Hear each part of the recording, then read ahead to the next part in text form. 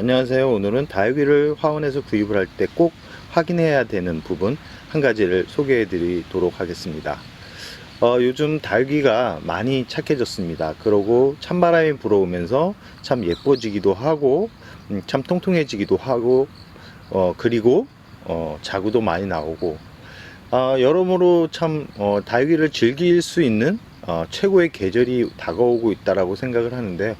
오늘도 어제 그렇게 비가 내리더니 오늘은 또 화창하게 또 개어가고 있는 그런 하루가 될 것 같은 조심스러운 예상을 해봅니다. 지금 영상에 보이는 맵이나 금 같은 경우는 한때 뭐 5, 6만원 이상 갔던 그런 품종이었는데 요즘은 여러 군생을 가지고 있는 그런 모습을 가졌는데도 2만원이고, 이 제가 있는 키핑동 매장 같은 경우는 한 20% 정도 10에서 20% 정도 세일해 줬기 때문에 배송비를 빼고도 여러모로 이제 저렴해서 이제 주로 국민인을 구입하거나 쉽게 구입할 수 있는 거는 이제 매장을 이용을 하게 되는데요. 아마 구독자분들 중에도 단골로 이렇게 다니는 그런 매장이 있을 거라고 생각을 합니다. 이렇게 다육이를 구입하는 그런 횟수가 많이 늘어날 거라고 생각을 하는데요. 그럴 때 이제 가장 중요한 부분이 처음 다육이를 키우시는 분들은 가장 먼저 매장에 가서 하는 일이 뭐냐면 가장 큰 거를 구합니다. 가장 큰 다육이를 구입하려고 하는데, 같은 가격이면 가장 큰 다육이를 구입하는 건 맞는데 이 다육이만큼은 관엽처럼 이 큰 거를 구입하기보다는 건강하게 큰 그런 다육이를 골라야지만 집으로 가져왔을 때 별 문제가 생기지 않는다라는 것을 좀 놓치고 있는 것 같습니다. 다육이는 너무 갑작스럽게 크면 집으로 가져오면 대부분 무름병이 오거나 뿌리에 이상이 생겼을 가능성이 아주 높아지기 때문입니다. 그래서 왜 우리 집에만 오면 다육이가 자꾸 죽는 걸까요? 라고 이렇게 질문하는 분들이 많은데, 그 이유는 바로 성장 위주의 그런 배합법을 통해서 키워졌기 때문입니다. 성장 위주의 배합법, 과연 뭘까요? 맞습니다. 바로 예상대로 배양토나 상토, 이런 거름 성분이 가득한 그런 재료로 물을 주면서 키웠기 때문에, 그렇기 때문에 짧은 시간에도 풍성한 모습을 보여줄 수 있는 겁니다. 대신 환경적인 부분이 완벽하게 맞아떨어져야 되겠죠. 일반 분들이 그렇게 키우기가 쉽지는 않습니다. 모두 알고 계실 건데요. 다육이가 중품 이상, 소품에서 중품까지 가기가 아주 어렵습니다. 일반 분들은 거의 내가 가져온 거에 한 두 배?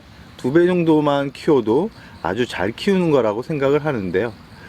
농장에서는 거름도 주고 영양분도 수시로 주고 물도 수시로 주고 거기다 배양토까지 뭐 90에서 100%까지 쓰니까 당연히 잘 자랄 수밖에 없겠죠. 근데 그런 다육이들 같은 경우는 얼굴은 크지만 집에 오면 꼭 문제가 생기는 그런 다육이가 될 수 있습니다. 그렇기 때문에 다육이를 고를 때는 꼭 화분을 들어보라는 말씀을 드리고 싶습니다. 화분을 들어봐야 이 다육이가 어떻게 자랐는지를 확인할 수 있는데요. 화분을 들었을 때 지금 영상에 보이는 맵이나 금 같은 경우도 화분을 들었을 때 무거운지 아니면 가벼운지 두 가지 중에 하나겠죠. 가벼우면 뭐냐, 거의 60에서 70% 이상이 화분을 들었을 때 화분이 가볍다, 그러면 결국은 거름 성분이 가득한 배양토나 피트모스, 상토 같은 그런 소재의 재료를 썼을 거고, 무거웠을 경우 결국은 여러 재료를 골고루 다 사용했다라는 증거이기도 합니다. 아마 집에 와서 분갈이를 하면 거의 오늘 말씀드렸던 두 가지 중에 하나일 건데요. 배양토가 나쁜 것만은 아닙니다. 저번 영상에도 말씀드렸듯이 배양토는 다육이를 성장시키는 데 있어서 가장 중요한 부분이고 없어서는 안 될 그런 영양소 중에 하나입니다. 그러나 이 영양소가 너무 과도했을 경우 이 가을에는 문제가 되지 않습니다. 가을에는 기온이 적절하게 내려가 있기 때문에 화분 속 온도가 그렇게 올라가지 않습니다. 그리고 습도가 그렇게 높지 않기 때문에 별 문제가 되지 않는데, 이게 고온다습한 장마가 시작되고 여름에는 거의 문제가 될 가능성이 높습니다. 이 안에는 배양토가 많이 들어가면 저번에도 말씀드렸듯이 가스가 생기게 되는데요. 가스가 이 다육이가 성장을 하는데 아주 안 좋은 그런 영향을 미칩니다. 그렇기 때문에 물을 수시로 주게 되고, 습도가 오래 머물러 있으면 뿌리가 이상이 생기고 뿌리가 썩거나 아니면 전체적으로 무름병이 와서 다육이가 죽는 경우가 발생하는 겁니다.